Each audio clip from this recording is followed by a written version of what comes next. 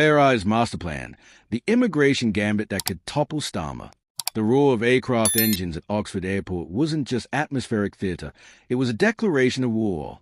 As Nigel Farage stood in the hangar on Tuesday morning, surrounded by his loyal lieutenants, something fundamental shifted in British politics.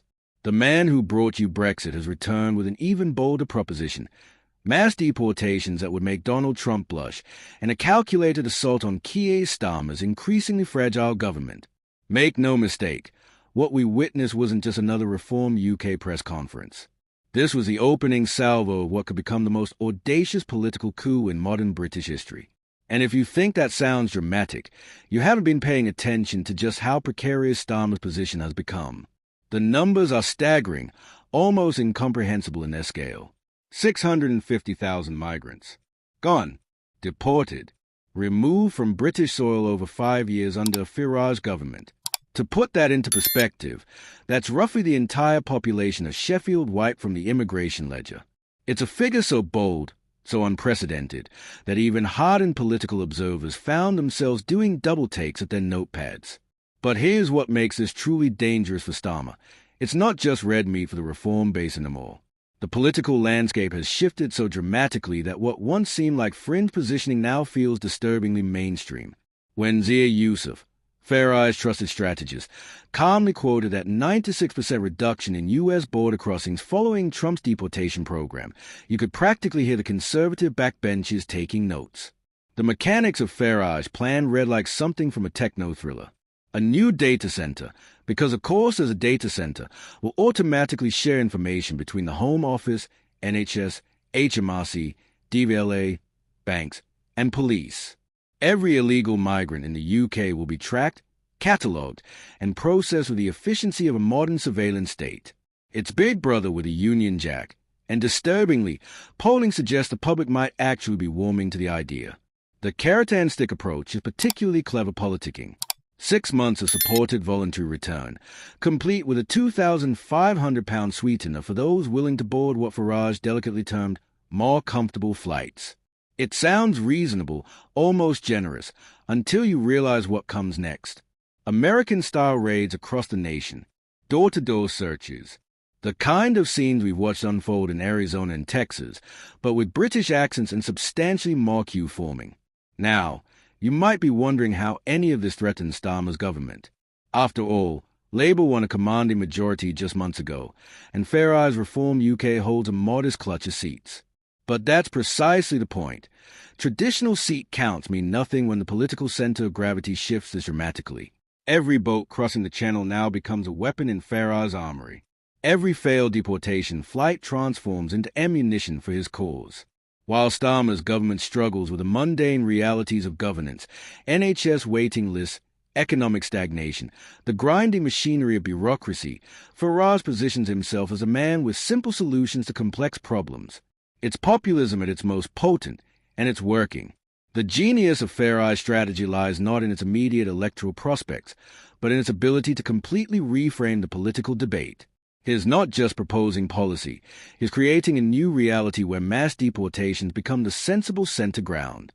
Watch how quickly other parties scramble to match his rhetoric, to prove they're equally tough on immigration. The overturn window doesn't just shift under this kind of pressure.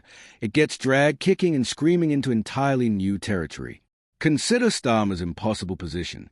Move too far towards Farage's position, and he alienates his metropolitan base, the very people who delivered him Downing Street. Stay where he is, and he hands Farage the perfect narrative. Weak, out of touch, more concerned with political correctness and border security.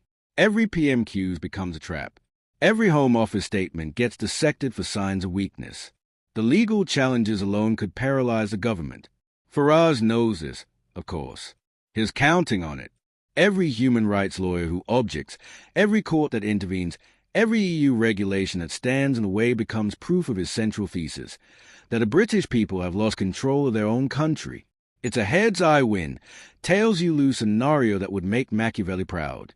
But perhaps most dangerously for Starmer, Farage has learned the Trump playbook by heart.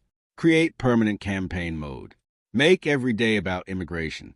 Force your opponents to respond to your agenda rather than promoting their own. While Labour tries to sell economic recovery and NHS reform, Farage offers something far more emotionally powerful: the promise of taking back control. Round 2. The hangar at Oxford Airport wasn't chosen by accident. Aviation is about journeys, about destinations, about control of where you're going. The symbolism was as deliberate as it was effective. Under Farage, Britain would finally decide who gets to stay and who has to leave.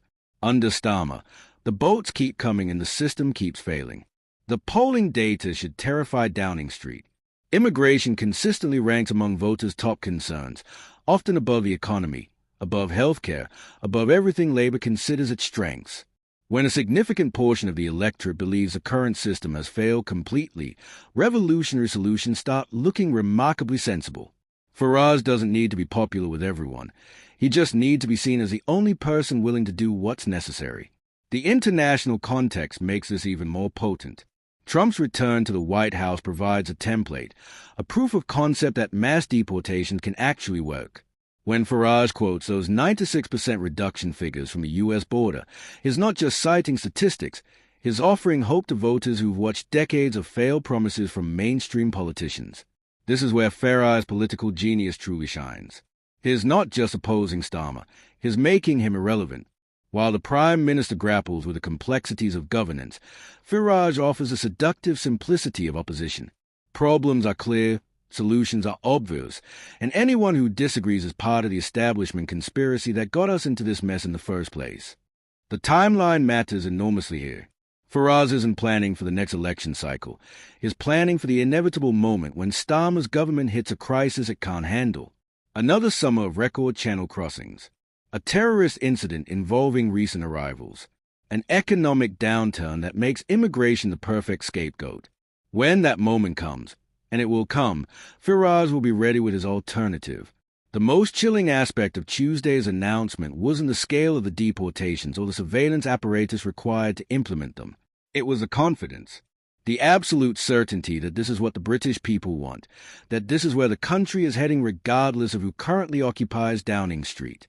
Farage has read the political winds, and he likes what he sees. So as those aircraft engines roared in the background of Tuesday's press conference, they weren't just providing atmosphere. They were providing a soundtrack for British politics' next chapter. A chapter where immigration isn't just a policy issue, but an existential question about what kind of country Britain wants to be.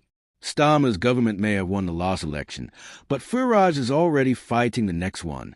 And if current trends continue, if the boats keep coming and the solutions keep failing, that fight might be over before it even begins.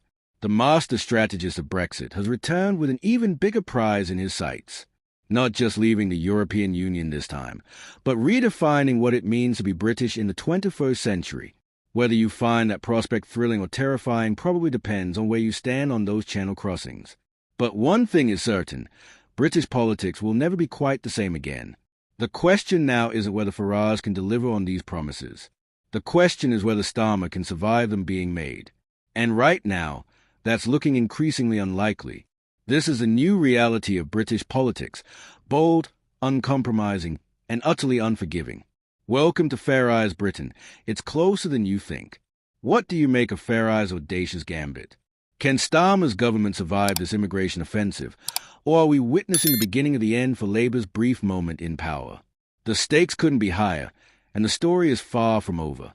Make sure you're subscribed to UK Connors because this political earthquake is just getting started, and you won't want to miss what happens next. The future of British politics hangs in the balance, and we'll be here to break down every twist and turn.